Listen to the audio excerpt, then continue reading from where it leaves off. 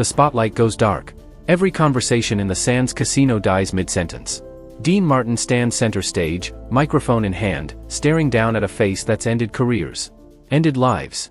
Johnny, the enforcer, Rosselli sits front row, arms crossed, sending a message the entire room understands. The mob doesn't request. They command. And right now, in front of celebrities, high rollers, and Vegas royalty, they're commanding Dean Martin to comply. The band freezes. Frank Sinatra watches from the wings, hand on his drink, knowing what's at stake. This isn't show business anymore. This is survival. Dean has seconds to decide, bend the knee or become a warning. What he does next doesn't just define his career. It defines Vegas itself. Las Vegas, 1965. The Rat Pack owns the entertainment world, but they don't own Vegas. The mob does. Every casino, every show, every dollar flowing through the desert paradise answers to a network of families who built this city with blood and concrete. Dean Martin, crooner, actor, Rat Pack royalty, is at the peak of his powers. His name alone sells out the Sands for weeks. He's smooth, effortless, untouchable on stage. The kind of performer who makes it look easy because he's that good. But behind the martinis and the charm lies something the mob didn't account for. Dean Martin doesn't scare easily. Johnny Rosselli is the opposite of Dean Smooth. He's Chicago outfit, a fixer who operates in shadows and makes problems disappear. Permanently. He's sat in that same front row seat dozens of times, watching performers get the message. Adjust the playlist. Skip that joke. Show respect. Everyone complies. Comedians, singers, even Sinatra occasionally walks the line carefully. Tonight is different. Tonight, Rosselli isn't making suggestions. He's making demands. And Dean Martin is about to show Vegas what happens when an immovable object meets unstoppable confidence. The Sands Hotel and Casino stands as the crown jewel of the Las Vegas Strip. Its Copa Room hosts the biggest names in entertainment, a venue where careers are made and legends are born. Frank, Sammy, Dean, the Rat Pack turns the Sands into the center of the entertainment universe. Every night is a party. Every show is an event. But the Sands isn't run by entertainers. It's run by Chicago, by Cleveland, by crime families who see Vegas as the greatest cash machine ever invented. They provide the capital, the protection, the infrastructure. In return, they expect compliance. Not gratitude. Not negotiation. Compliance. Dean Martin understands this dance better than most. He's navigated Hollywood, where different monsters wear suits and smiles. He knows when to play the game. He's friendly with the right people, distant from trouble, smart enough to stay in his lane. He drinks, he sings, he makes it look effortless. He doesn't ask questions about where the money comes from. But understanding the game doesn't mean you're immune to it. The trouble starts 3 weeks earlier. Dean's manager makes a booking decision without clearing it properly. A benefit show. A charity event that conflicts with a suggested performance at a mob-connected club in Chicago. Simple miscommunication. Easy fix. Except the Chicago outfit doesn't see it as simple. They see it as disrespect. Messages are sent through intermediaries. Polite at first. Dean should reconsider. Schedule conflicts can be resolved. Then less polite. This isn't a request. People are disappointed. The language shifts from business to threat without ever explicitly threatening. That's how it works in this world. Everything is implication. Everything is understood. Dean doesn't budge. Not out of defiance. He simply honors his commitment. The benefit show happens. The Chicago date doesn't. To Dean, it's professionalism. To the outfit, it's rebellion. Johnny Rosselli gets the call. Clean this up. Send a message. Make it public enough that everyone understands but private enough that it doesn't make headlines. The Copa Room at the Sands is perfect. Dean's home turf. His crowd. His stage. Taking him down there makes the message louder. Rosselli books a front row table for a Saturday night. He doesn't hide his presence. He wants Dean to know he's there. Wants the room to know he's there. Power isn't power if nobody sees it. Saturday arrives. The Sands buzzes with its usual energy. High rollers crowd the casino floor. Celebrities filter through the lobby. The Copa Room fills 2 hours before showtime, every seat, every booth, packed with people who've paid premium prices to see Dean Martin do what he does best. Backstage, word reaches Dean. Rosselli is here. Front row. Dean's manager panics. This isn't subtle. This is a public power play. They discuss options. Cancel the show, claim illness. Adjust the set, skip anything that might offend. Play it safe. Apologize through the performance. Dean Martin pours a scotch. Lights a cigarette. Adjusts his tie in the mirror. I'm going on, he says. Not defiant. Not worried. Matter of fact. Sinatra hears about it. Walks into Dean's dressing room without knocking, the way only Sinatra can. He understands the situation immediately. Frank's navigated these waters his whole career, sometimes gracefully, sometimes not. He's been summoned, threatened, used. He knows what Rosselli represents. Dean, you sure about this? Sinatra asks. No jokes. No Rat Pack banter. Real concern. Dean takes a drag. Smiles that famous smile. What's he gonna do, Frank? Shoot me on stage? The question hangs in the air. Both men know the answer isn't no. But Dean walks toward the stage anyway. The house lights dim. The crowd erupts. The orchestra strikes the opening notes. And Dean Martin walks into the spotlight like he's walking into his living room. Casual. Confident. A man without a care in the world. But everyone in the room has cares tonight. The tension is suffocating. Celebrities at their tables sit straighter than usual. High rollers who normally talk through performances are silent. The waitresses move carefully, sensing something's wrong without understanding what. And Johnny Rosselli sits front row center, perfectly positioned in Dean's eye line. He's not hiding. He's not subtle. His presence is the message. Two men flank him, not bodyguards exactly, more like visual reminders of what he represents. They don't applaud. Don't smile. They watch. Dean launches into his set. Everybody loves somebody, gets the crowd swaying.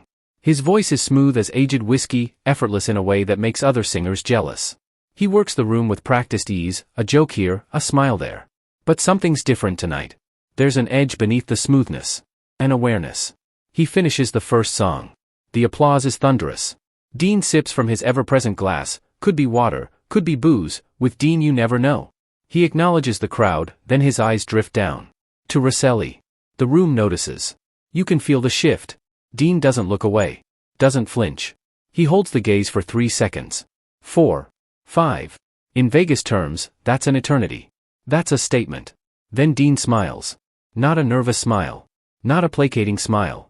A genuine, couldn't care less, I see you and I am not impressed smile. The crowd doesn't understand what they're witnessing. But the people who matter do. Sinatra, watching from the wings, tenses. Other connected guys scattered through the audience shift in their seats. Dean Martin just acknowledged a mob enforcer, and dismissed him. Dean transitions into, that's amore. The irony isn't lost on anyone who knows. He sings about love while staring down violence. His voice never wavers. The performance doesn't suffer. If anything, he's better than usual. Sharper. More present. Between songs, he talks to the audience. This is Dean's specialty, the casual banter that makes every show feel intimate despite the crowd. Tonight, he's in rare form. You know, I love performing in Vegas, Dean says, swirling his drink. Where else can you find this kind of excitement? This kind of atmosphere? His eyes drift to Rosselli again. Brief. Deliberate. This kind of audience participation. The line gets a laugh. Most people think it's just Dean being Dean. But the subtext is nuclear. He's acknowledging the situation. Refusing to be intimidated by it. And doing it with charm. Rosselli's jaw tightens.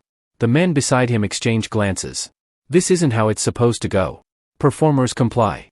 They get nervous. They adjust. They show respect through subtle submission. Dean Martin is doing the opposite. The set continues. Dean performs like he's got nowhere else to be and nothing else to worry about. He's loose, funny, vocally perfect. 20 minutes in, he transitions to a newer song. Then he does something that makes the room hold its breath. He changes the lyrics. Mid-verse, Dean improvises. Nothing profane.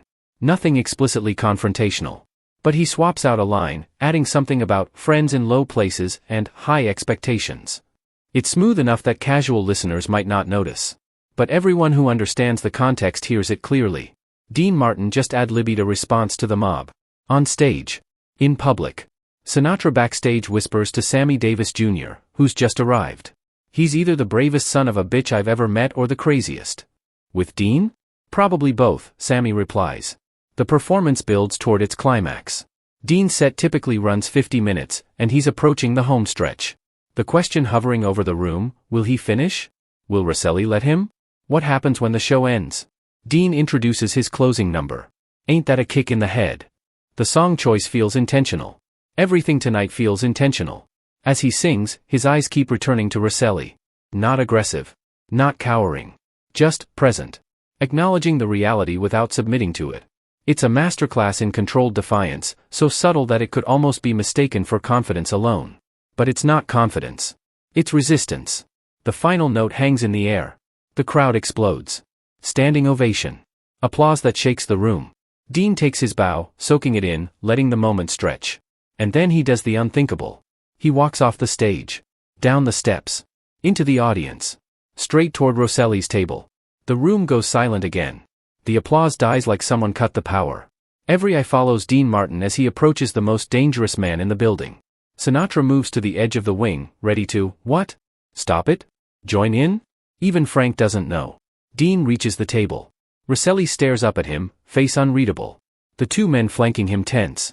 One of them shifts his jacket, a reminder of what's underneath. Dean extends his hand. Thanks for coming, he says. Loud enough for nearby tables to hear. Casual as greeting an old friend.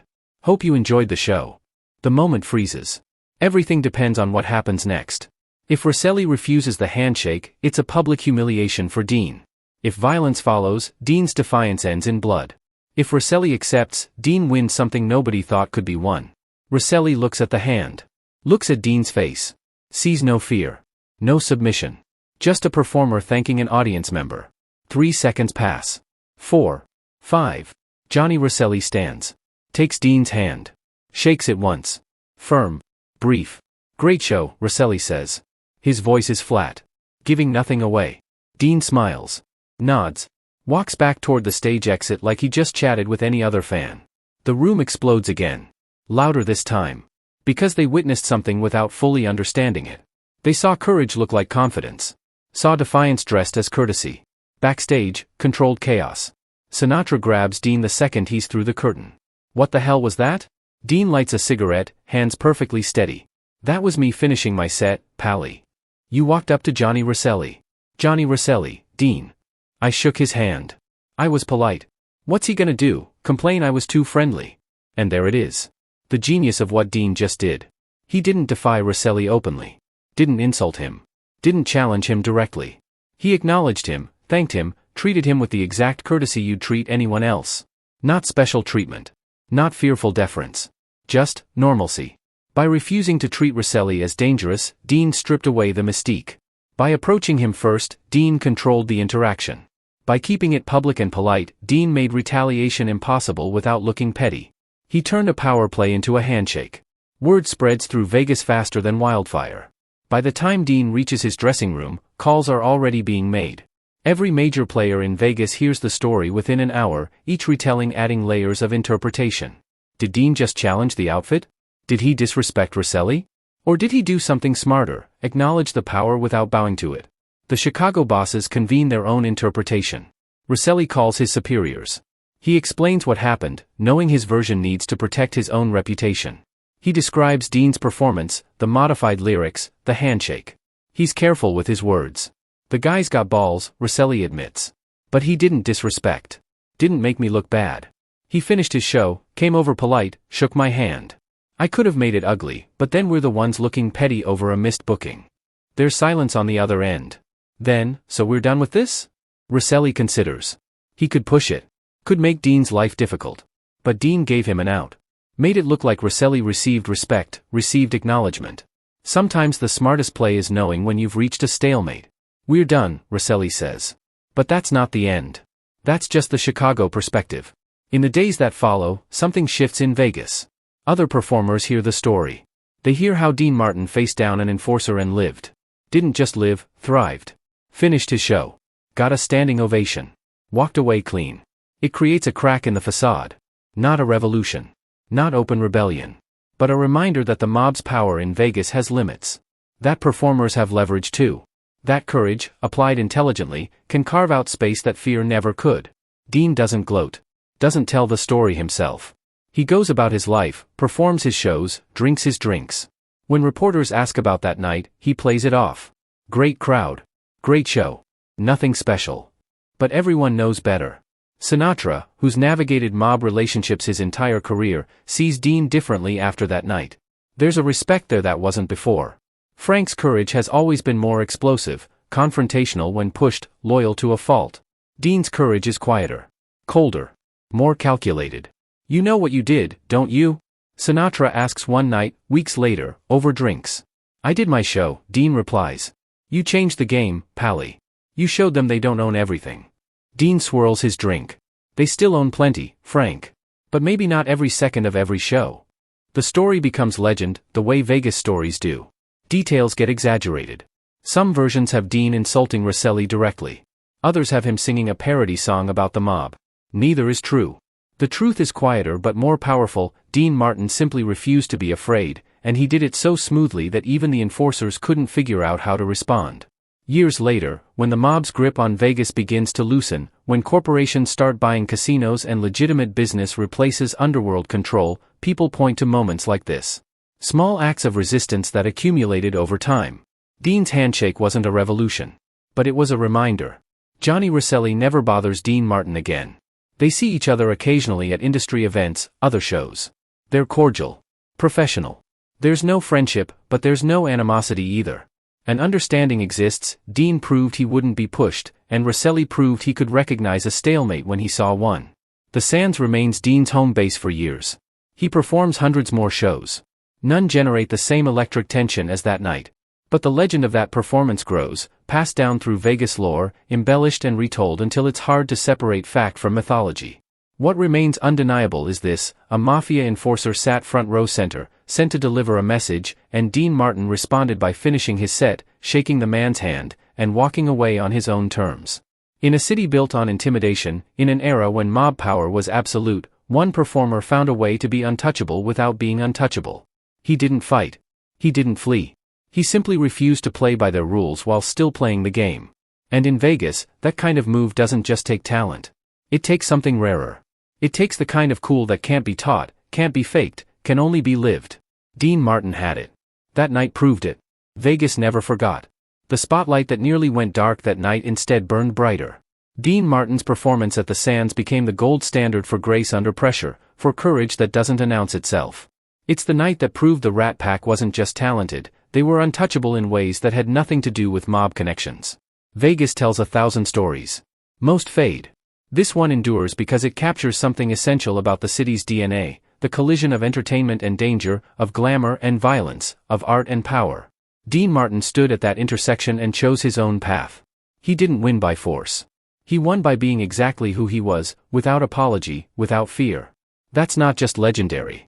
That's immortal. The night a Mafia enforcer sat front row, every eye watched Dean Martin. And Dean made sure they saw someone who couldn't be broken. Was Dean Martin fearless or foolish? Strategic or stubborn? I want your verdict in the comments.